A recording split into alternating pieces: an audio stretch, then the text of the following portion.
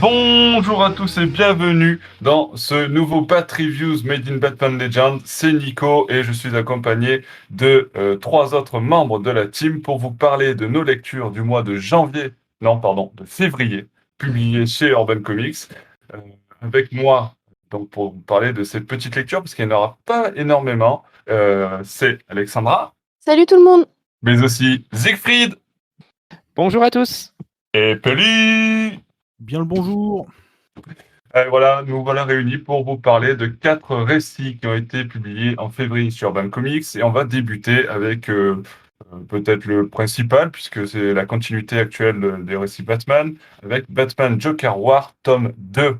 Et c'est Alexandra qui va nous le présenter. Exactement. Du coup, je l'ai lu là il y a récemment, donc c'est un peu chaud dans ma tête. On est bien sur le tome 2. Alors le tome 1 était plutôt, on va dire, une sorte de préquel qui nous annonçait un petit peu ce qui se passe. Là, on rentre vraiment dans le vif du sujet. Donc on est un peu dans une énième guerre entre le Joker et Batman. Donc si vous n'avez pas envie de voir cette dualité, il faut peut-être passer votre chemin. C'est assez différent de ce que fait Tom King. Bon, pour revenir, on est sur du James Tynion Ford, c'est ça? Ça fait. Nom de famille un peu chelou. Et on avait Pauvre James, il prend pour son grade, il arrive. Ouais, mais comme d'hab. Et On Georges juge Jiménez. pas sur les noms, on juge pas sur les noms. Mais, alors, vous pouvez juger son nom, c'est pas grave. Et Georges Jiménez au dessin. Moi, j'ai vraiment adoré ce récit. Alors, il y a des failles, bien sûr.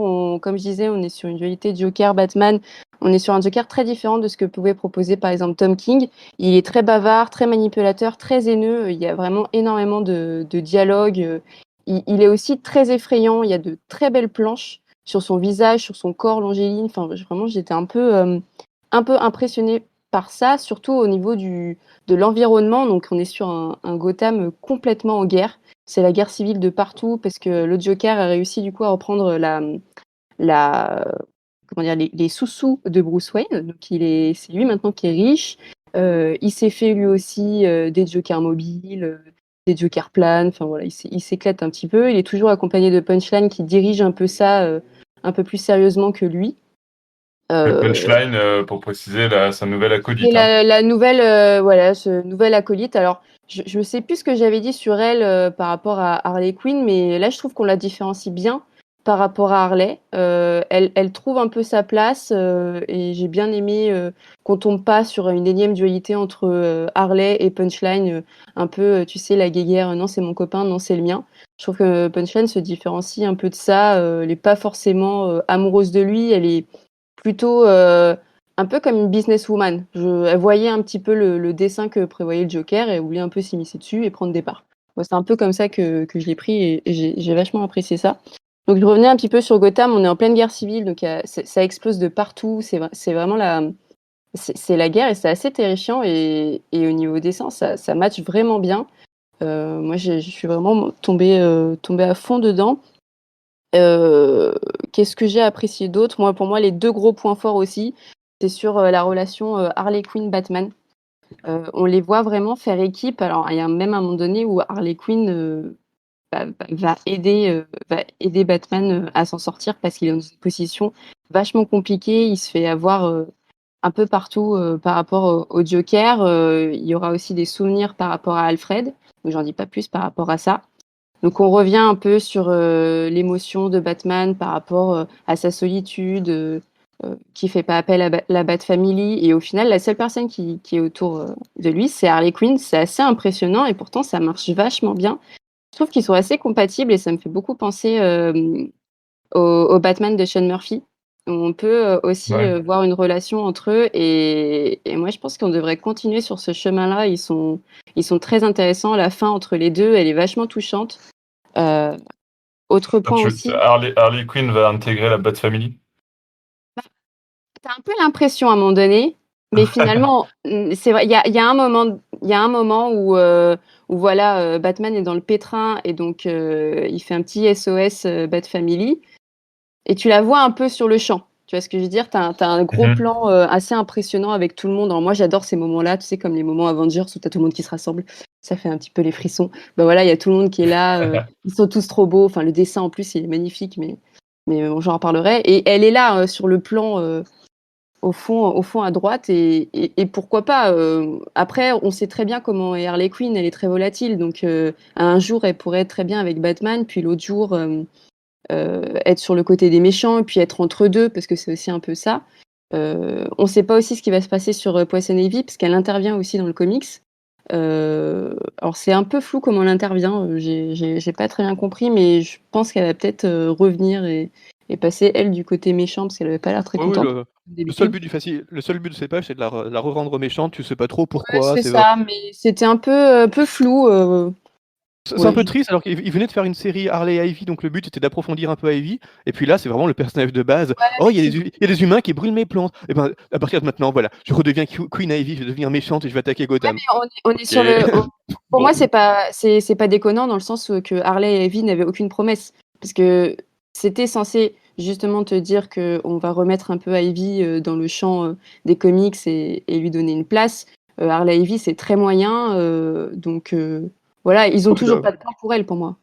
Oh, je suis d'accord, mais voilà, du coup, Mm. ça donne vraiment pas envie de t'intéresser à Ivy parce qu'il n'y a aucune tentative d'approfondir le personnage. C'est vraiment te balancer. Voilà, elle était gentille, mais elle redevient méchante. Bah, c'est tout. Ouais, Acceptez mais ça parce peut-être, qu'on va voilà, pas. pour te dire, vous la verrez après, quoi. Il lance un petit peu Oui, des ça bien, pierres. bien sûr, mais C'est un ça peu aurait pu mal être fait. ça aurait pu être mieux fait, ouais. Surtout que c'est pas vraiment Exactement. bien intégré à la Joker War. Est-ce qu'on avait vraiment besoin de 4 ou 5 pages pour montrer qu'Ivy était méchante alors qu'il y a autre chose à raconter? Bon. Clairement pas, mais par contre, il y a une autre chose qui est bien insérée, c'est un jeune homme qui, pendant cette guerre, donc en fait, quand je parle de guerre civile, c'est que bah, tu as Batman qui est vraiment hors jeu. Du côté d'Harley, donc on a des plans sur ça. Et donc, du coup, qu'est-ce qui se passe? Bah, il y a les clowns, un peu les sbires du Joker, menés un peu par Punchline, qui sont partout, qui enflamment tout. C'est vraiment catastrophique. Et tu as un jeune homme qui en a un peu marre de ça, qui se fait nommer Clown Hunter et qui bah, tue des clowns. Voilà. Alors là, il a pas suivi la règle de Batman. En même temps, il aime pas trop Batman. C'est normal. Et lui, c'est très intéressant et je pense qu'on va le revoir. Et j'ai bien aimé comment c'est mené. J'ai bien aimé aussi la discussion qu'il a eue avec Batman à la fin. Pareil, j'en dis pas plus. Donc pour moi, il y a des bonnes pistes. J'ai passé un beau moment de lecture. En fait, il y a de belles scènes d'action. Moi, au niveau du dessin, c'est tout ce que j'aime. Au niveau de la colorisation, c'est tout ce que j'aime. Donc je conseille fortement. Fortement ce Joker War tome 2, donc. Est-ce Ouais. que quelqu'un veut rajouter quelque chose par rapport à ce Euh, qu'a alors, présenté Alexandra? moi, évidemment, j'ai pas du tout aimé. Franchement, bon, déjà, je trouve que Punchline, ça c'est catastrophique, mais bon, évidemment, le volume commence avec l'origin story de Punchline, qu'on avait déjà eu, si vous vous souvenez, dans le volume sur les 80 ans du Joker. Donc évidemment, il avait absolument rien à faire dans le volume sur 80 ans du Joker, parce que c'est l'origine de la story de Punchline, quoi, c'est séparé, c'est sur le Joker. Mais bref, il fallait qu'on nous la rebalance, parce que on va parler plus de Punchline, et c'est assez déprimant, en fait. Se dire qu'ils ont consacré une vingtaine de pages avec Michael Ranin, donc vraiment, ils ont fait des efforts, quoi, pour raconter l'histoire d'un personnage qu'ils voulaient emblématique. Enfin, c'est vraiment un personnage pour vendre encore plus de jouets, faire encore plus de merchandising, encore plus de jolis coups. En plus, elle est hyper sexualisée. Et en fait, c'est juste une ado gothique rebelle qui n'a littéralement aucun intérêt. C'est vraiment, oh, dis donc, moi j'aime bien le Joker parce que le Joker il les provoque. Alors, je tue le directeur de mon école et je rejoins le Joker. Ah bah dis donc, qu'est-ce que je suis intéressante, hein. Bah non, désolé, ça marche pas comme ça. Et régulièrement pendant le comic, elle a des réactions qui sont assez immatures par rapport au Joker. Donc, on sent vers la fin qu'elle va peut-être devenir intéressante en prenant légèrement son indépendance par rapport au Joker, mais en tant que sbire du Joker, c'est vraiment juste une ado immature. Et en fait, on se demande pourquoi ils ont essayé de la pousser aussi fort au début, alors qu'elle n'a vraiment pas grand-chose à apporter, pas vraiment de profondeur, c'est vraiment pas vraiment parler. Par contre, effectivement, moi qui étais assez sceptique sur ce qu'on faisait d'Harley dans les derniers comics, là, elle est vraiment bien, et c'est Mm. assez rafraîchissant de l'avoir en tandem avec Batman. La Batman, je rejoins entièrement Alexandra, surtout que Mm. la dernière fois un peu notable où on les a vus en tandem, c'était dans Heroes in Crisis de Tom King, et c'était assez catastrophique parce qu'ils en faisaient vraiment des tonnes, à la fois sur Harley qui était oh Harley, elle est trop méga forte, elle arrive à affronter des super-héros à armes égales, elle fait des blagues tout le temps, elle est pas sérieuse, c'est trop edgy. Ben non, pas du tout, enfin c'était un peu immature. Et là, elle a une relation qui est assez mûre avec Batman, où elle est Harley, enfin on sent Mais bien même elle, elle est mûre.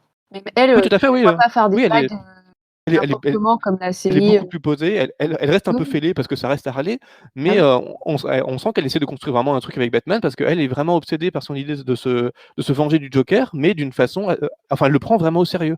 Et ça fait vraiment plaisir parce que ça change et se dire que, pour le coup, c'est James Tynion Ford qui a réussi à faire quelque chose de plus sérieux et de plus posé, de plus mûr que Tom King sur Harley. C'est un peu paradoxal, mais ça fait plaisir. Effectivement, ça pourrait, là, je suis tout à fait d'accord, être prélude à une série Batman et Harley Ah, qui complètement. pourrait être crédible. Le seul problème, c'est que, comme d'habitude, on a peur que ça soit écrit par quelqu'un d'autre et écrit n'importe comment, parce que sur Batman et Harley, ça peut tellement virer n'importe quoi, comme on l'a vu régulièrement dans le passé, que ça peut faire un peu peur. Mais en tout cas, si c'est mené de cette manière-là, clairement, ça peut donner quelque chose d'intéressant. Et une mini-série Batman et Harley peut commencer à faire sens. Et ça, c'est vraiment une des réussites de l'album, de nous faire croire à cette relation, de ne pas réussir à ne pas en faire trop. C'est vraiment, ça fait vraiment plaisir. Ça fait quand même 2 fois, hein, je le disais avec Sean Murphy, peut-être que ça se présage et peut-être qu'à un moment donné, ils vont se dire, il y a vraiment sens à faire ça. Ça fait 2 fois qu'on voit ça, c'est bien écrit des 2 côtés, je sais pas, moi ça me plairait beaucoup de voir ça. Ouais, puis là, en plus, en continuité, ça pourrait tout à fait présager quelque chose de sérieux. Peut-être même un projet qu'ils gardent secret pour l'instant pour tâter un peu comment les fans réagissent, mais ça ferait sens. J'ai jamais ressenti le danger qui pesait sur Gotham. On a beau nous dire c'est la pire crise que Gotham ait jamais traversée. Je crois que c'est Spoiler qui dit à un moment moi j'ai vu beaucoup de choses arriver à Gotham, le cataclysme, etc. Tom King et tout le reste, et jamais rien n'a été aussi grave que ça. Ah bon? Pendant 3 ou 4 fascicules, on a un peu Gotham en flammes. On ne voit jamais ça du point de vue des civils. On voit vraiment juste quelques clowns qui cassent tout et Clown Hunter qui les tue, mais on ressent jamais une vraie crise. Mais voilà, on nous dit que c'est supposé être pire que d'habitude.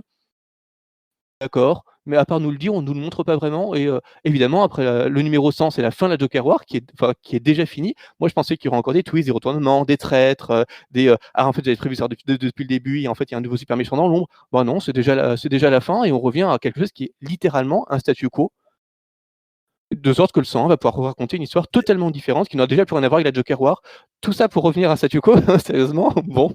Ouais, justement, tu parles de la suite, Du coup, parce que j'ai vu qu'il y avait une suite, donc Joker War chez Urban prévu en avril, qui est donc Joker War tome 3. Et donc, tu veux dire Tant que mieux, par là, la c'est meilleure juste dont la il le raconte, continuité de la série Batman, quoi, de Channel Ouais, Force, enfin, c'est pas... en tout cas, la manière dont il le raconte, c'est le plan. Enfin, je sais pas ce que t'en penses, Alexandra, mais on a l'impression vraiment que le plan du Joker est fini. Il a été vaincu, il se fait passer pour mort. Enfin, il y a vraiment rien de. Il y a rien qui laisse penser que la Joker War va se poursuivre. Donc peut-être qu'il va la relancer T'as ensuite. Mais, quand même le Joker qui finit, du coup, il y a une mort par le Joker et qu'il dit qu'il va prendre des vacances, mais tu sens bien qu'il va revenir. évidemment, Après, moi, mais je pense dire que le qu'il Joker y va a eu, revenir, c'est un truc qu'on fait à la fin de. il y a eu plusieurs pistes. T'as la piste d'Ivy, je pense qu'il va revenir. T'as la piste du Clown Hunter, parce que finalement, tu sais pas trop dans quel camp il va aller. Bon, tu peux facilement te dire qu'il va être entre les deux, mais ça se trouve qu'il va virer de bord parce que ses parents ont été tués, que Batman les a pas sauvés, que directement il tue à la hache. Donc il a un petit problème Après, le garçon. Tanyan Ça, je Ford, suis mais entièrement- c'est pion en place, et après, Oui, peut-être voilà. ça, je suis entièrement d'accord. C'est juste que Moi, je vois bien le 3. Après, oui, est-ce que ça va peut-être être différent par rapport au Joker, donc peut-être que le nom va porter à défaut. c'est surtout ça qui me gêne, c'est que Joker War, ça se basait quand même sur un plan précis du Joker pour briser la chauve-souris, et que ce plan-là semble bien conclu. Enfin, il n'y a absolument rien d'autre à raconter dans ce plan-là. Donc, Ouais, ils vont être capables de te dire sur le 3 que par exemple sur le tome 2, tout ça était un plan du Joker, donc même la défaite du Joker reste son plan, tu vois, pour Batman. C'est complètement possible. ouais, L'esprit c'est ce qu'ils font d'habitude, mais là, pour l'instant, ils le laissent pas vraiment deviner. Enfin, il semble supposer quand même que tout est fini, d'autant que la plupart des personnages sont arrêtés, les plans sont. Enfin, on verra bien, mais.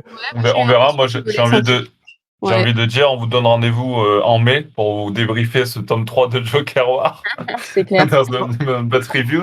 En tout cas, ça donne l'impression d'une vraie conclusion qui est un peu surprenante, parce que j'ai vraiment eu l'impression que la Joker War allait trop vite. Après un premier tome de Joker War qui était vraiment un pur prélude, là, on a quelques numéros de statu quo, et puis ensuite, en 2-3 fascicules, c'est déjà plié. J'ai pas eu l'impression que Gotham traversait une vraie Joker War, quelque chose d'assez chaotique. C'est infiniment moins puissant que ce que Gotham avait traversé dans 3 ou 4 fois chez Tom King, où vraiment on avait eu des sensations de crise, de guerre civile qui étaient beaucoup plus impactants que celle-là. Donc ça m'a un peu surpris. On a vraiment une absence des civils. On ressent pas vraiment l'âme de Gotham. On a juste un Joker qui parle beaucoup, il tue beaucoup, y compris ses sbires. On sait pas trop pourquoi. Enfin, dans la vraie vie, si le Joker commence à tuer tous ses alliés, ben, il ne reste plus grand-chose, plus personne à la fin pour travailler avec lui, mais là, ça ne semble pas lui poser problème. Enfin, on ressent jamais. Il a toujours tué un peu ses alliés. Hein.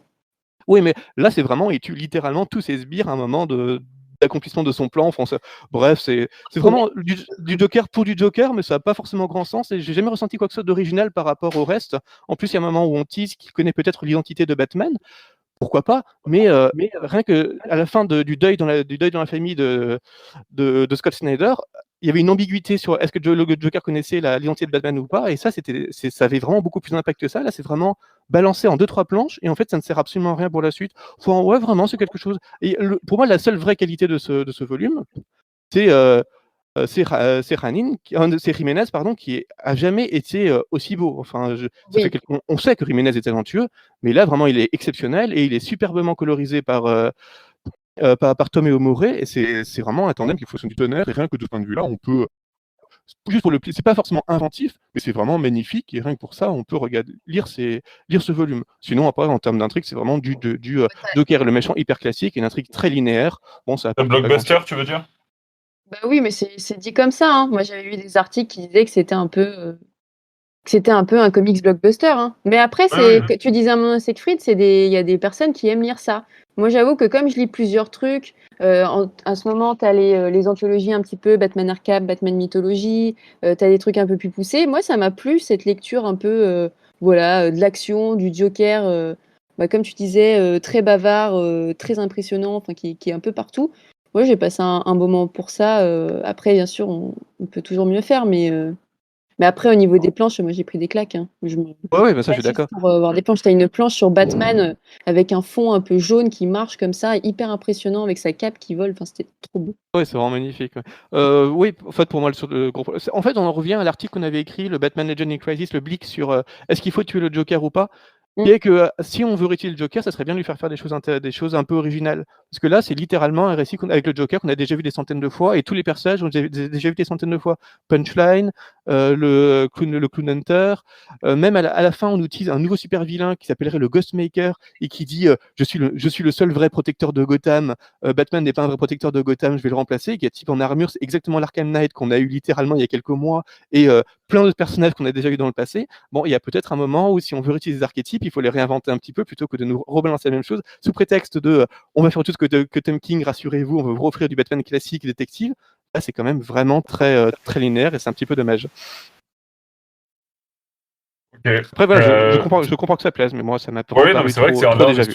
on est sur du récit un peu blockbuster, très explosif, très beau aussi, en plus, graphiquement. Et, Mais on peut faire ça et être original dans l'histoire quand même, hein, ouais, c'est non, ça que mais je veux bien dire. sûr. Ouais. C'est vrai que C'est pas le cas. quand on dit blockbuster, en général, on est moins original que quelque chose qui se veut plus introspectif, comme l'a fait Tom King, par exemple. Ouais, Mais, mais regarde, Curse of the White Knight, par exemple, c'est à la fois blockbuster, un peu introspectif et complètement original en termes d'histoire.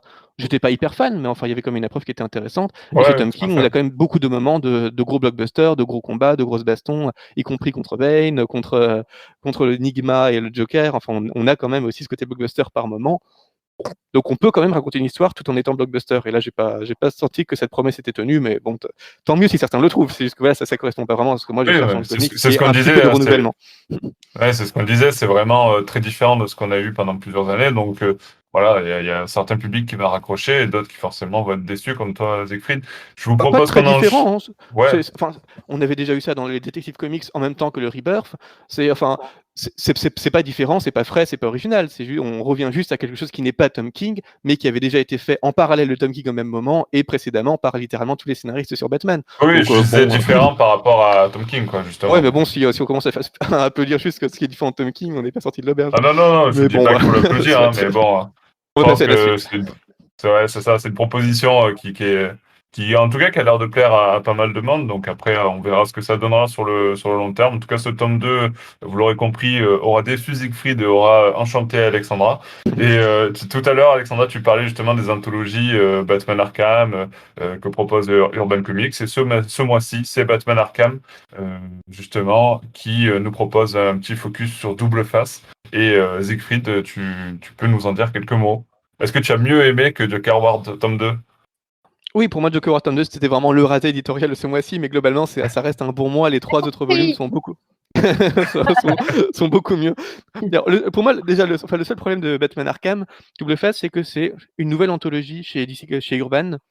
Et alors que, bon, on avait l'édition anthologie, donc pourquoi ne pas en avoir une édition anthologie? Sans doute parce que si on veut faire un volume sur chacun des super vilains de Batman, ça fait un peu bizarre d'avoir édition anthologie plusieurs éditions anthologiques d'affilée ne portant que sur les méchants de Batman, donc on crée une sous-série sur les méchants de Batman, pourquoi pas, mais on vient de lancer la série Mythologie en même temps, donc on a littéralement la 3e série anthologique En plus, rien cette fois dans le nom ne suppose que c'est une série anthologique, parce que Batman Arkham Double Face, on pourrait tout à fait croire que c'est un récit à part entière sur Double Face. Donc je pense qu'il y a peut-être un problème d'identification qui va se poser dans les publications urbaines, parce qu'avoir 3 séries anthologiques qui chacune porte un nom complètement différent, et dont une ne traduit pas du tout sa nature d'anthologie, c'est un peu curieux, d'autant que au dos du volume, on nous dit récit complet au singulier, alors que c'est une succession d'histoires, une succession avec beaucoup de récits complets, certes, mais enfin, à ne voir que ça, on pourrait croire à ne voir que le titre et cette nature de récit complet, on pourrait croire à ne lire qu'un seul récit. Donc, il y a quand même quelque chose d'un petit peu maladroit éditorialement. Sinon, le volume est extrêmement bien fait. Ça me fait plaisir parce que je n'avais pas été forcément convaincu par les choix de Mythologie. Déjà parce qu'on commence par une vraie préface, ce qui va un peu manquer dans Mythologie, où cette fois on revient vraiment sur les origines de Double Face, où on explique vraiment son développement dans l'histoire sur plusieurs pages et les personnages. Donc ça, j'ai toujours aimé les notices d'Urban, qui fait vraiment des trucs chouettes. Dans l'édition Anthologie, c'était vraiment l'un des points forts aussi. Donc là, on a une vraie introduction qui est vraiment assez complète sur le personnage, qui rappelle un peu son intérêt et son histoire et qui fait plaisir. Et ensuite, une sélection qui est vraiment bonne. Enfin, cette fois, contrairement aux mythologies sur la Batcave, on a enfin le récit dans lequel Harvey Dent apparaît pour la première fois. On a énormément de récits complets, y compris parfois assez longs. On n'a pas du tout des trucs qui sont juste extraits d'un run et auxquels on ne comprend rien pour uniquement vendre la suite, comme on pouvait l'avoir dans Joker 80 ans ou dans la Batcave. Bref, on a une bonne sélection. C'est une chouette compilation qui est assez exhaustive, qui est assez complète, qui va puiser dans la continuité, dans les propositions les plus originales pour des trucs un peu surprenants. Et c'est vraiment très convaincant. À aucun moment je me suis dit, tiens, ils ont vraiment oublié ce récit majeur-là. Et même, on a d'assez agréables surprises. Déjà, ça permet vraiment de réapprécier Harvey Dent, puisque on se rend compte que dès sa première apparition en 1942, c'est vraiment bon. En fait, les auteurs, donc notamment Bill Finger et Bob Kane, et Robinson semblent vraiment intéressés par leur personnage, au point de passer plus de temps à présenter les origines de Harvey Dent qu'à raconter ensuite l'histoire qui oppose Harvey Dent à Batman. Donc on sent que c'est vraiment déjà un personnage auquel ils tiennent et qu'ils vont tenter de faire progresser par la suite. C'est un peu le traitement qu'ils avaient déjà fait sur le Joker, c'est traiter si bien un méchant qu'on sent qu'ils peuvent pas s'en débarrasser comme ça, qu'ils sont eux-mêmes fascinés par le personnage qu'ils sont en train d'écrire. On a même une pique contre les nazis. Enfin, Harvey Dent, au moment où il est blessé, Batman lui dit qu'il connaît un médecin, il pourrait le guérir, mais mince, ce médecin est allé en vacances en Allemagne et a été mis dans les camps de concentration par les nazis. Enfin, ça fait toujours plaisir, en 1942, de voir une petite allusion à la Seconde Guerre mondiale et aux nazis traitée d'une façon un peu fine comme ça. Enfin, c'est assez original. Et j'ai beaucoup aimé le fait qu'on insiste beaucoup sur le fait que Harvey Dent est vraiment beau. Tout le monde le trouve magnifique. Il y a une fiancée qui est sculptrice et on le surnomme Apollo Dent, enfin Apollo Kent, puisqu'à l'époque c'était Kent et pas Dent. Enfin, il y a vraiment tout ce côté qui renforce encore plus la rupture au moment où il va être enlaidi par le poison, parce qu'évidemment sa fiancée qui est sculptrice ne peut plus sculpter un corps difforme. Enfin, il y a vraiment un truc assez intéressant qui est construit là-dessus. Donc après, évidemment, on a quelques récits. On a 3 récits de l'âge d'or qui semblent former une espèce de continuité, puisqu'on a vraiment les débuts de Harvey Dent, un grand récit de Harvey Dent en plein milieu, et puis la fin de Harvey Dent, parce il subit une chirurgie faciale qui lui permet de retrouver une vie normale, même si on sent qu'il est trop intéressant pour qu'on l'abandonne comme ça. Mais on a vraiment cette idée que ces 3 récits qui viennent de 3 années différentes peuvent être lus d'affilée et raconter une histoire complète. Donc on a déjà cette sensation de complétude qui fait assez plaisir. On a 2 récits de l'âge d'argent qui sont pas très intéressants, mais qui permettent surtout de se rappeler que l'âge d'argent a existé, même si c'est pas forcément très bien. Ben voilà, ça permet de faire la transition esthétiquement et narrativement entre l'âge d'or et ce qui suit.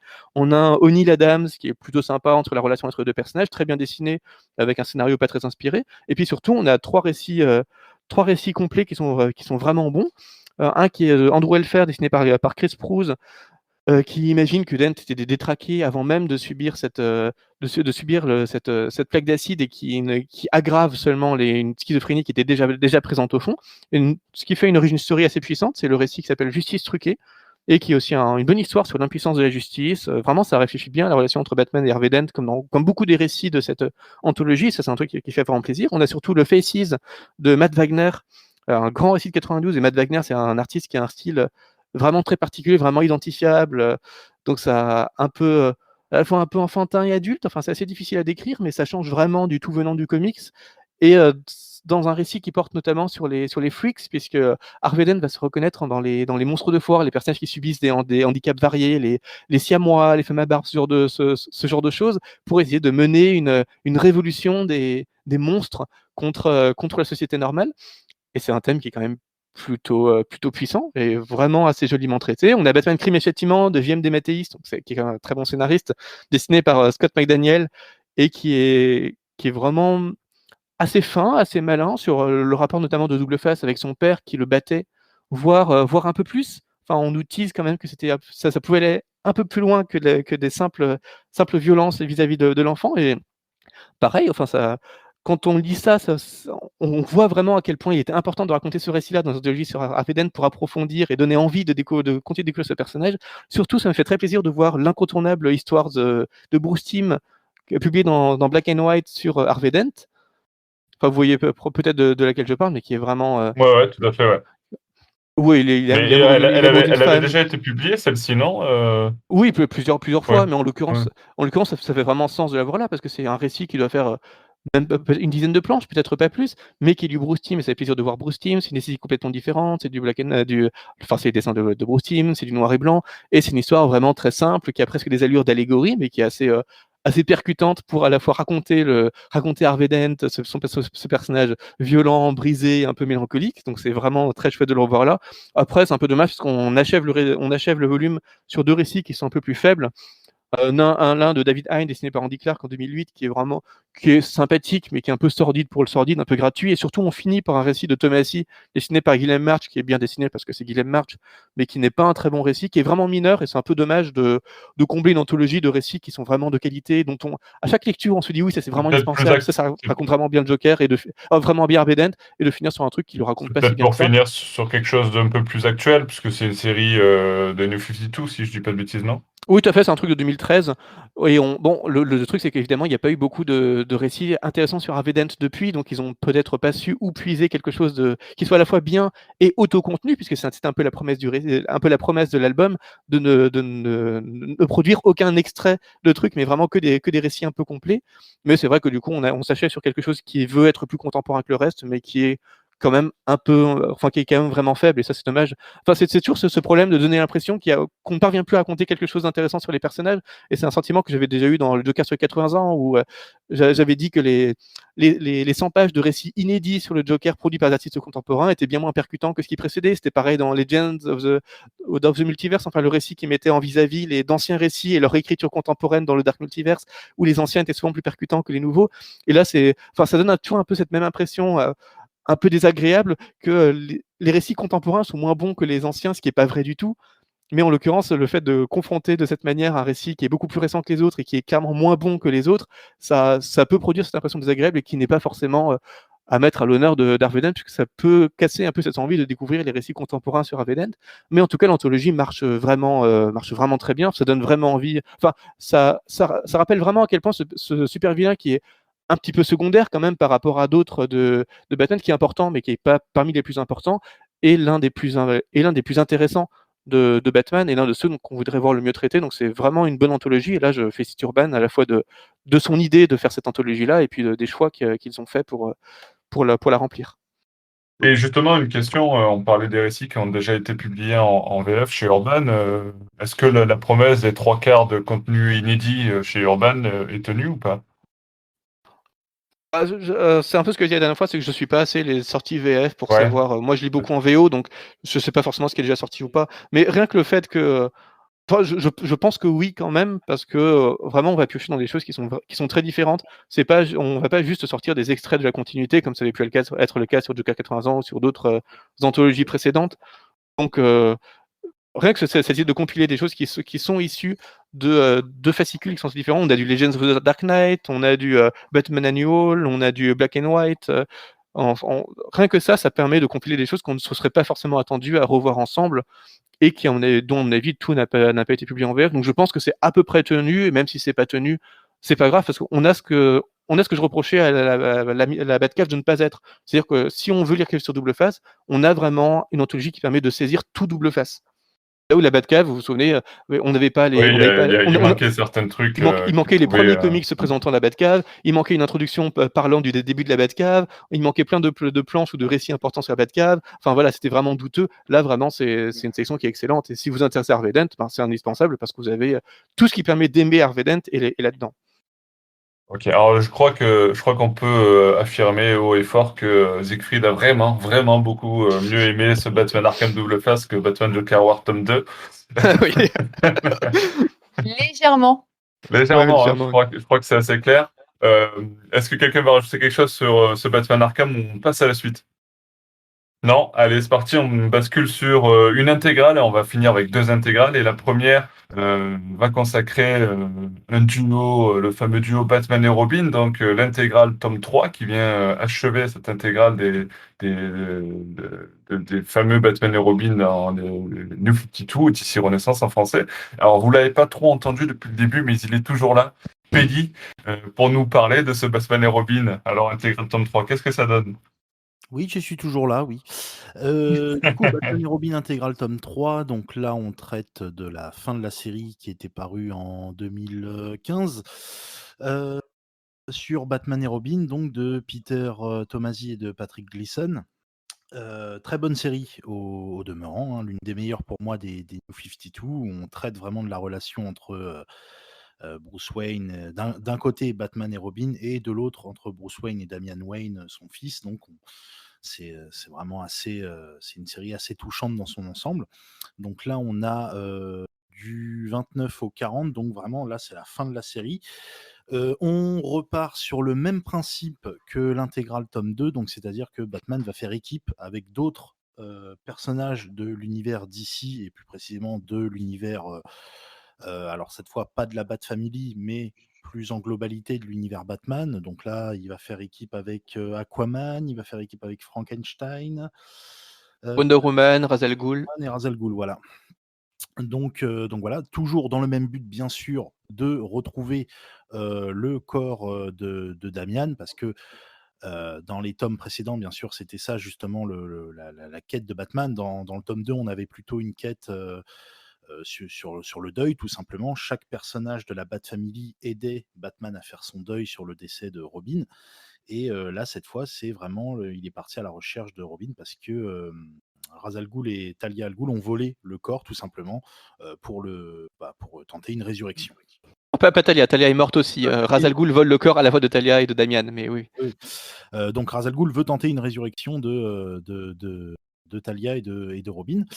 Donc voilà, donc dans son ensemble, c'est assez bien réussi. J'aime beaucoup le fait que Batman fasse équipe avec des membres, d'autres membres, du style par exemple Batman Aquaman. C'est un duo vraiment improbable qu'on n'a pas tellement souvent dans les comics. Donc Et qui marche bien, hein. c'est non, qui marche très bien même, hein. Franchement, j'ai beaucoup aimé cet issue. Donc ça marche plutôt bien. Pareil, Batman Ra's al Ghul, c'est pas vraiment le genre de duo qu'on verrait en normal. Et puis là, pareil, c'est assez cool dans son ensemble. Et tout ça, bien sûr, pour 2 super issues, donc à savoir, Robin Rise Omega et Alpha, qui étaient bien sûr les sommets, bien sûr, de cet event de, la Robin Rise. Et franchement, c'est assez bien réussi. Malheureusement, je vais y revenir, peut-être un peu après, j'ai été pas mal déçu de la fin de la série, Batman et Robin, qui pourtant, est vraiment géniale. Mais avant, je vais revenir sur les dessins de Patrick Gleason qui sont vraiment cool, et de Tomasi aussi dessine, je crois, non? Non, non, Si c'est que Gleason. Parfois, parfois, il y a du Manke, du Rip et du Kubert, mais et c'est c'est Gleason le principal. c'est assez bien réussi, donc franchement, j'ai beaucoup aimé. Niveau colorisation, c'est assez, comment dire? Moi, je dis que ça, comment dire? C'est punchy. Ouais, c'est punchy, voilà, c'est ça, ça pétille, voilà, c'est vraiment des couleurs vives, voilà, c'est tout à fait ça, quoi. On n'est plus trop dans le sombre, voilà, dans les sombres rues de Gotham. Là, on est vraiment dans des couleurs pas mal punchy. Bon, bah, rien qu'avec le costume d'Aquaman, on a des couleurs vives, donc là, c'est assez cool. Au niveau du scénario, bah, Peter Tomasi, il réalise vraiment une série vraiment, vraiment superbe, et comme je le disais en introduction, il traite vraiment super bien des sujets, de la relation père-fils entre les 2, et en parallèle vraiment la relation aussi, entre Batman et Robin, la relation professionnelle. Donc c'est vraiment assez réussi. Là où je suis déçu, c'est tout simplement qu'il y a un twist final assez décevant sur la série. Il y a, comment dire, un statu quo qui est modifié dans la série et du coup, bah, voilà, ça gâche un peu cette fin de série voilà, pour moi, ça donne pas vraiment une bonne fin à la série alors que, on aurait pu terminer, je pense qu'on aurait pu terminer la série en compte 40 issues. Je pense qu'on aurait pu terminer à l'issue 38 et c'était bon. Voilà, ça donnait une très belle fin à la série et on continuait sur d'autres projets. Là, voilà, ça gâche un peu ça. Mais bon, ça reste une série très très bonne dans l'ensemble, dans les New 52, même l'une des meilleures pour moi des New 52. Ok, est-ce que quelqu'un va rajouter quelque chose sur cette intégrale, la fin de cette Ouais, intégrale, Batman et peut-être qu'on peut faire Robin? une toute petite partie spoil Alors, sur. une petite partie spoil, Et alors une parce partie que spoil. Siegfried y tient. Non, mais c'est vrai que, alors, ce qu'on peut faire, c'est que ben, pour ceux qui veulent vraiment savoir minimum sur la fin de Batman et Robin intégrale tome 3, donc on va spoiler un petit événement majeur, donc ben, passer directement à la suite, Nightwing intégrale, donc il y a l'animé. Tous les timers sont mis à dispo dans la description des podcasts et de la vidéo, que ce soit sur le site, sur YouTube ou autre. Donc, n'hésitez pas à basculer sur Nightwing Integral Tome 2 pour la suite du podcast, pour ceux qui ne veulent pas être spoilés. Et puis pour les autres, on y va. Alors, je vais juste. Effectivement, on peut parler Ah, de ces fameux. avant, Vas-y. je vais juste te dire pourquoi, donc, spoilant pourquoi je n'ai pas aimé la fin de la série. Je trouve ça ridicule d'avoir donné des pouvoirs à Damian, tout simplement. Après sa résurrection, il a des pouvoirs un peu comme Superman. Je trouve ça un peu ridicule. C'est dommage parce que ça va pas du tout avec le personnage et voilà. En fait, moi, ça m'a pas choqué parce que je trouve que l'idée est pas bonne, mais ça ne dure que quelques fascicules et puis ensuite les pouvoirs Oui, ça s'éteignent. dure. Oui, ça dure 2 issues, je crois. C'est pour ça que je disais Oui, il donc aurait pu s'arrêter au Oui, donc 38.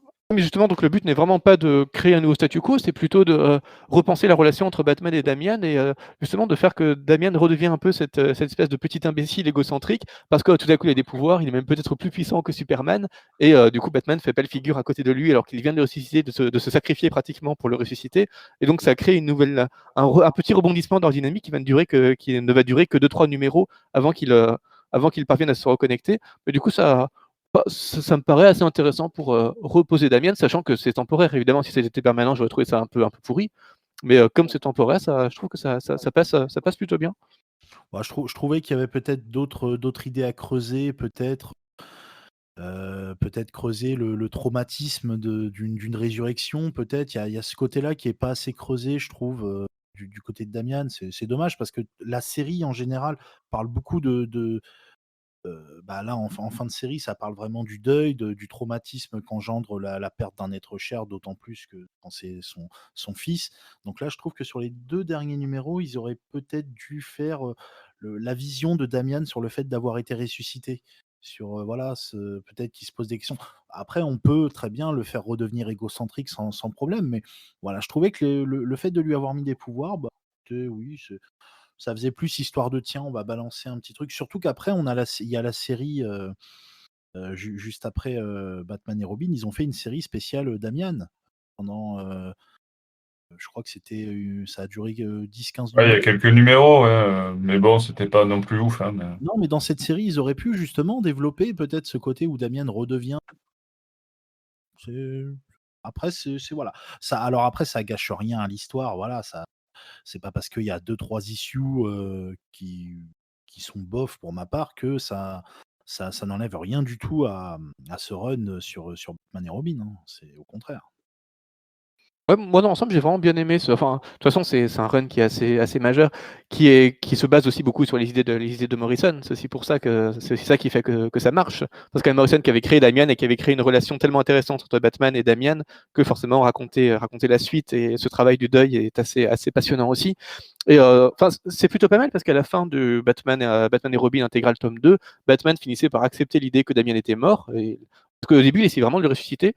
Et là, il ne va chercher leur corps que pour les enterrer parce qu'il ne supporte pas l'idée que Ra's fasse exactement ce que lui venait de faire, qui était de chercher à les ressusciter à tout prix avec des puits de Lazare et ce genre de délire parce qu'il veut qu'on laisse leurs âmes en paix. Bon, c'est un peu un peu injuste de la part de Batman, parce qu'il vient littéralement de faire ce travail de deuil. Oui, c'est Donc, ça. reprocher à Ra's de ne pas avoir fait le même travail de deuil, enfin, alors que lui en ressort tout juste, c'est quand même pas très, enfin, un peu bizarre de sa part, quoi. Mais bon, soit, au moins ça montre qu'il a évolué. Et en fait, au fur et à mesure de ses pérégrinations, il se rend compte que grâce à un des artefacts de Ra's, il pourrait ressusciter Damian. Donc il se dit, ah bah en fait, peut-être que je vais le faire. Bon, il faut savoir ce que tu veux, bonhomme, mais c'est un Surtout peu. après, je voudrais plus parler plus en détail, vu qu'on a un petit spoiler, des deux issues Robin Rise, Omega et Alpha, vraiment génial. Parce que il y a, voilà, c'est de l'action. Donc en gros, Batman va aller sauver son fils sur Apocalypse. Et voilà, c'est juste énorme. Il va avoir une espèce comment ils appellent ça? Une bat-armure, une Hellbat. Hellbat, Mhm. c'est ça? Elle bat, ouais. Elle est vénère, l'armure. Quand il y a la Bat Family qui arrive avec les costumes fabriqués à l'effigie du costume de Robin, c'est magnifique aussi. Voilà, il y a pas mal de petites choses comme ça. D'ailleurs, Ouais, il met une c'est Hellbat vrai pour que ça... Vas-y, vas-y. Il met une Hellbat pour affronter les paradémons, et puis en fait, la Bat Family arrive sur Apocalypse par le même tuyau boom. Eux, par contre, ils n'ont aucun casque, ils n'ont aucune armure ni rien, mais ils tabassent du paradémon sans problème aussi. Ouais, Bon, bah. du détail, ouais, effectivement. Ouais, bon, c'est. Quand on y Ouais, mais repense, voilà. ils sont plusieurs. Batman était tout seul, il fallait qu'il Bah ouais, mais prépare le on se truc. demande à quoi bon avoir une Hellbat de fou si en fait n'importe qui, la Bat Family, peut venir Apocalypse sans avoir de problème de respiration, ou il y a la température ou quoi que ce soit, et puis tabasser du paradémon tout à fait normalement. Bon, Ouais. je Non, mais de savais toute pas qu'ils avaient ces façon, pouvoirs-là, mais bon, soit. on revient à ce que je dis toujours, c'est que Batman, faut qu'il y ait, voilà, non, Batman dans des trucs un peu trop interplanétaires comme ça, interdimensionnels et autres, ça marche pas, quoi. Là, c'est vrai que ça c'est marrant parce qu'en fait, ce qui fait que ça passe, c'est que c'est vraiment dans un cheminement de Batman. Et il y a vraiment un joli équilibre entre un Batman intimiste qui fait son deuil, un Batman qui fait des grosses batailles méga cosmiques sur Apocalypse où il va aller tabasser Darkseid, enfin, qui est un peu du gros n'importe quoi, puis une tentative de renouer avec Damian par des aventures plus modestes ou plus importantes. Enfin, on sent qu'il y a une volonté assez fine derrière tout ça qui fait qu'on accepte même les gros délires. Et c'est ça qui est bien, c'est ça qui est vraiment bien, je trouve, dans ce run, et qui rend aussi ce volume assez indispensable, c'est qu'on a vraiment à la fois un peu le pire de Batman et le meilleur, et avec du gros n'importe quoi dans tous les sens, mais qui parvient à ne pas mobiliser trop de n'importe quoi de comics, puisqu'à part, finalement, à part un cristal qui permet de ressusciter, ben, on n'a pas trop de gros délires ou de gros artefacts qui viennent de n'importe où, inventés là juste pour faire avancer le scénario. Et le but, c'est vraiment c'est vraiment d'aboutir à une résurrection qui est émouvante. Enfin, les quelques planches où Batman serre Damian dans ses bras pour la première fois après la Oui. résurrection font vraiment monter les larmes aux yeux. C'est vraiment On très, très. battra pas l'intensité quand même du Batman et Robin 17, je crois, quand il y a aucune bulle, il y a que des images quand Batman fait son deuil. Je crois. Alors je pense qu'il est dans l'intégrale 2, je crois. En termes d'intensité émotionnelle, c'est à fond, hein. Mais Et puis, Tomasi arrive parfaitement à retranscrire ça, hein. oui, des choses magnifiques, ou le numéro où Batman subissait une simulation de la mort de Robin, où il essayait de le sauver, il revivait cette simulation encore et encore et encore pour essayer de voir s'il aurait pu le sauver, et où finalement enfin, Alfred et lui se prennent dans les bras parce qu'ils se rendent compte qu'ils ont tous les deux perdu un fils. Enfin, il y avait des choses absolument magnifiques dans le tome 2, ce qui fait que le tome 3 est un peu moins émouvant, mais c'est quand même c'est vraiment assez fort parce qu'il y a cette volonté de reconstruire Batman après la mort de Robin, et de ressusciter Robin, et de recréer la relation à la fois entre Batman et la Bat-Family, puisque après tant d'épisodes où Batman avait un peu fait le cachotier, le fait que la Bat-Family l'ait vraiment soutenu pour se reconstruire et faire son deuil, ça permet vraiment des jolis moments de réconciliation, avec tout un beau moment dès le début du fascicule où il réunit toute la Bat-Family, il leur dit il n'y aura plus de secret entre nous. Enfin, ça fait plaisir. En fait, ça Ça va pas tenir non, longtemps, mais Non, non, évidemment, on non, sait que c'est cyclique. cette mort, elle arrive à un bon moment parce qu'elle arrive juste après le l'arc avec le Joker, quand le Joker se fait retirer son visage et qu'il fait croire à toute la Bat-Family que Batman a des secrets, machin. Donc il arrive pile poil juste après. Donc effectivement, c'est un moment où toute la Bat-Family n'a plus confiance en Batman. Et voilà, au fur et à mesure de ce processus de deuil, la Bat-Family va redonner confiance à Batman et c'est vraiment assez intéressant. Mais comme dit Nico, effectivement, ça va pas durer longtemps, quoi. Non, bah, c'est un peu toujours le problème de Batman de toute manière, c'est que il y a un moment où ça devient trop cyclique, où les mêmes intrigues reviennent tout le temps, et c'est vrai que je trahis la Bat Family qui lui coûte même plus, et après, à un moment, je vais faire tomber les masques et dire je vous fais confiance, pardon, je suis désolé. Bon, ça marche toujours parce que c'est toujours vraiment très beau de voir Batman refaire confiance à Bat Family après avoir fait le parano, mais ça revient un peu trop régulièrement, ça devient une ficelle un peu lourde, mais bon, ça marche quand même. Il y a un numéro qui m'a paru vraiment bizarre après la résurrection de Damian, où Batman et Damian vont sur la Lune. Et ils génocident plus ou moins, enfin ils massacrent des extraterrestres anthropomorphes dont ils ne comprennent pas le langage et qui apparemment essaient juste de bâtir une fusée pour aller sur la Terre. Et ils balancent la fusée dans un volcan en fusion. Enfin, c'est vraiment très bizarre. Mais même dans ce gros n'importe quoi, on a à la fin un super moment avec Batman et Damian qui regardent le ciel et qui disent effectivement on n'apprécie pas assez toutes les choses extraordinaires qu'on fait et qu'on traverse. Donc même quand il y a des gros n'importe quoi de comics où peut-être que le scénariste se fait un petit peu trop plaisir ou va un petit peu trop loin, il parvient quand même à renouer avec oui, quelque chose de joliment humain qui fait vraiment plaisir. Et le numéro s'achève sur enfin, c'est un peu étrange d'ailleurs, c'est un Secret Origins numéro 4 Ouais. Je sais pas. qui revient sur l'époque où Dick était Batman et Damian Robin. Donc, pourquoi mettre ça en toute fin d'album? Enfin, je sais pas, c'était un peu déplacé. Par contre, c'est superbement dessiné par Yann Bertram, qui a un style un peu Raphaël Grandpa. Bon, c'était un peu bizarrement placé. On avait eu tellement de bons moments grâce à la résurrection de Damian et donc sa relation reconstruite avec Batman que je trouvais pas forcément indispensable de revenir à cette période-là, à la toute fin de l'album. En fait, c'est plus parce que c'est un beau numéro qui méritait d'être publié et qui aurait dû être publié peut-être à la fin à la fin des albums contenant justement les aventures de Dick et Damian. Et comme il ne l'avait pas fait, il le case là. Enfin, c'est un peu curieux. Ouais, Ça fait bon, vaut mieux tard que jamais. Oui, voilà, ça fait un bonus agréable qui casse un peu la cohérence du truc. Mais bon, dans tous les cas, vous avez compris à la fois de ce que Pelli a dit, de ce que j'ai dit, ça reste. Enfin, tout ce run est vraiment extraordinaire et les volumes 2 et 3 font partie des meilleures choses qui a été écrites sur Batman. Donc il faut se précipiter dessus. Alors après, je me pose la question si ils vont mettre la suite, c'est-à-dire la série Robin uniquement avec Damian et la série We Are Robin. Non, mais il n'y a pas de suite à l'intégrale là. Ouais, je sais L'intégrale pas. est terminée et Ouais, voilà, voilà. si Après les autres numéros avaient été publiés, il me semble, dans un ouvrage bah, Le c'est fils de Robin Noir, Batman, non? C'est pas Oui, ça? on a vu le Robin Noir Robin déjà. Noir qui était dit Ah oui, ouais. publié. Donc je sais pas si voilà, ce serait intéressant, même si les 2 séries ne sont pas non plus les séries les plus les inoubliables de tout DC. Voilà, je pense que ce Je serait sais pas mal. pas. À voir s'il y a quelque chose. Après, c'est vrai que c'est pas des séries indispensables et peut-être que Non, bon, non. c'est toujours pareil éditorialement, en parlant Et puis chiffres il y a et tellement de choses dans Urban et les droits qu'ils ne publient pas parce qu'ils ont un volume de publication quand même relativement restreint par rapport à d'autres éditeurs. J'aimerais mieux qu'ils se focalisent sur des choses vraiment importantes plutôt que de répéter pour la 15e fois ce qui suit et qui est un peu mineur. Je pense qu'à mon avis, on a eu droit à un ah, Batman Robin. Je pense qu'on va avoir droit à un intégral Batman New 52. Oui, probablement. Après oui, qu'ils rééditent des sûrement. choses qui sont vraiment importantes, pourquoi pas. C'est même normal parce que possible. ça vend. Oh. C'est possible, mais pour l'instant, ils sont concentrés sur le death metal et compagnie Ouais, pour après, Snyder. Joker Donc Noir, d'autres histoires. peut-être après. Mais bon, ceci est une autre histoire. Je vous propose d'enchaîner directement sur notre dernière lecture du mois, l'intégrale, le tome 2, donc la fin de l'intégrale de Nightwing, version New 52, d'ici Renaissance, toujours en français. C'est Siegfried qui vient de le présenter. Oui, tout à fait. Donc, c'est la fin du New 52, scénarisé par Kyle Higgins, notamment dessiné par Brett Booth.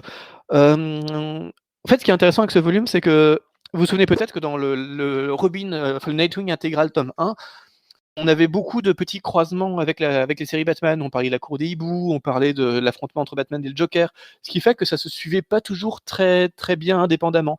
Là, on a quelque chose qui est vraiment très différent parce que cet album, on ne voit pas du tout Batman. Je crois même pas qu'on. Non, je crois pas qu'on le voit sur une seule planche. On voit pas. Même pas en flashback ou en souvenir, je crois qu'on le voit vraiment pas. On ne parle pas de Batman, on ne parle pas du Joker. C'est vraiment.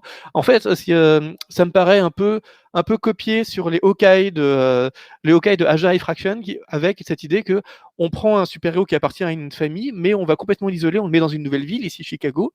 Il va habiter dans un appartement avec des colocataires, donc on on va vraiment revenir à quelque chose de beaucoup plus basique, de beaucoup plus humain, beaucoup plus urbain, qui est assez rafraîchissant, qui fait du bien. Du coup, on peut aussi avoir l'impression, à contrario, que ça a moins d'impact que la première intégrale, puisque forcément, il y a beaucoup moins de grands événements et ça peut manquer aussi un peu d'épique. On a une succession de petites intrigues qui sont pas toujours très intéressantes, de personnages secondaires qui sont pas toujours très fouillés. On a un antagoniste qui s'appelle le farceur, qui est pas vraiment très convaincant, qui commence à être prometteur et dont on se débarrasse un peu vite à la fin. Les personnages secondaires, ils manquent un petit peu de twist, de profondeur. Ils offrent pas grand chose. Ils ont le mérite d'exister, mais c'est pas les personnages secondaires qu'on pouvait avoir autour de la Catwoman de Brubaker, par exemple, ou autour du Hawkeye de Fraction et Aja. On copie un petit peu tout ça en moins bien. Pareil, on aborde étonnamment un peu la mort de Damian, alors que l'idée, c'est aussi de voir Nightwing, comment il reprend son indépendance après la mort de Damian, et il semble ne faire absolument aucun deuil. Donc ça peut manquer un peu d'ampleur. Et c'est pas assez bien dessiné, assez bien scénarisé ou assez épique pour en faire une série vraiment indispensable. C'est bien si vous aimez Nightwing et que vous avez envie de voir ce Nightwing évoluer en solo, mais vraiment en solo à 100%, c'est-à-dire avec son propre environnement. On revient un peu sur Tony Zuko, donc qui avait assassiné ses parents et qui est plutôt correctement traité. C'est vraiment Nightwing avec son background, ses aventures, son quotidien. Donc, en ça peut vraiment plaire à des lecteurs, mais si vous n'aimez pas Nightwing plus que ça, ou que vous l'aimez plutôt en relation avec la Bat Family ou avec des grandes intrigues, ça reste relativement passable. Et ils ont eu l'assez bonne idée de conclure le volume sur un numéro scénarisé par Tom King et Tom Seeley. Et Oui, un annuel, c'est ça? C'est ça, oui, qui évoque comment Batman essaie de pousser Nightwing à rejoindre Spiral. Et donc ça sera ensuite toute l'intrigue du run de Tom King sur Dick. Et là, l'avantage, c'est que non seulement on a du Batman, mais surtout on utilise quelque chose de beaucoup plus épique pour la suite. Donc évidemment, c'est un côté un peu merchandising qui est que il s'est pas passé grand chose dans cet album, mais achetez la suite parce que là, il va enfin se passer des trucs. Donc, tiens, vous avez pas eu assez de Batman, on vous remet un peu de Batman à la fin. Donc c'est un peu triché, mais c'est triché dans le bon sens du terme, parce que justement, ça pouvait frustrer un peu et nous promettre enfin quelque chose qui va radicalement changer de tout ce qu'on avait eu précédemment sur Nightwing, et quelque chose de beaucoup plus ample à la toute fin pour le promettre sur les albums suivants. Ça fait assez plaisir, parce qu'on sent que peut-être qu'à un moment Nightwing commence à tourner en rond, qu'il n'y avait pas forcément grand chose à raconter avec lui de plus, et que les scénaristes ont su comprendre à quel moment il fallait le renouveler et offrir ce qu'il y avait de rafraîchissant au bon moment. Donc ça donne vraiment envie de lire la suite, qui en plus, c'est plutôt pas mal. Enfin, Nightwing de Spiral, c'est vraiment un autre Nightwing encore, et ça fait assez plaisir. Donc j'ai trouvé ça plutôt, même si ça avait un côté marketing évident, j'ai trouvé ça plutôt habile de teaser Spiral à la fin de cet album, qui est donc très, très honnête, très joliment fait, très joliment humain, pas incontournable, mais qui raconte du bon petit Nightwing quotidien. Du bon Nightwing pour la fin de cette intégrale. Alexandra, tu veux peut-être rajouter quelque chose sur cette intégrale ou pas du tout, et on conclut ce podcast. Non. En fait, j'ai complètement confondu avec une autre série Nightwing que j'avais lue, où il était à Blue Daven. C'était pas du tout celle-là que j'avais lue. Ok. Sur ce, je pense qu'on peut. Ça a l'air bien, effectivement. Je pense qu'Aliénor, qui malheureusement n'a pas pu être là pour ce podcast, aurait confirmé toutes ces idées-là, mais Probablement. probablement, notre Nightwing Girl de la team. Sur ce, je vous remercie tous les trois d'avoir participé à ce podcast. Merci également à tous ceux qui nous auront écoutés jusqu'au bout. On se donne rendez-vous donc à la fin du mois pour un nouveau podcast, un Bat Talk un peu spécial, puisque ce sera un Bat Talk consacré à la sortie d'un film. On pourra débriefer d'un film qu'on attend depuis des années. J'imagine que vous voyez où je veux en venir, les amis. Mais non, on a déjà parlé de Soul of the Dragon, donc je vois pas du tout de quoi tu veux parler. Oui, effectivement, et non, ce ne sera pas Soul of the Dragon, ce sera bien la Snyder Cut, le fameux Justice League Snyder Cut, qui arrivera le 18 mars prochain. Et donc, pour ceux qui sont intéressés, il y a un article sur le site qui reprend un petit peu les dernières infos pour les sorties françaises, et dans lequel j'ai teasé notre petit programme. Donc voilà, il y aura ce Bad Talk qui fera partie de ce programme. Il y aura aussi un live une semaine avant la sortie. Je ne sais pas si le podcast va sortir en même temps, ou un peu après, ou un peu avant. Enfin, on verra bien. En tout cas, on se donne rendez-vous très bientôt pour de nouvelles aventures de Batman. Ciao, ciao, ciao! Est-ce que tu penses qu'on peut faire une Batman Legend Cut? Batman Legend Cut? Écoute, je C'est un sujet qu'on pourra évoquer dans notre live ou notre prochain Bad Talk.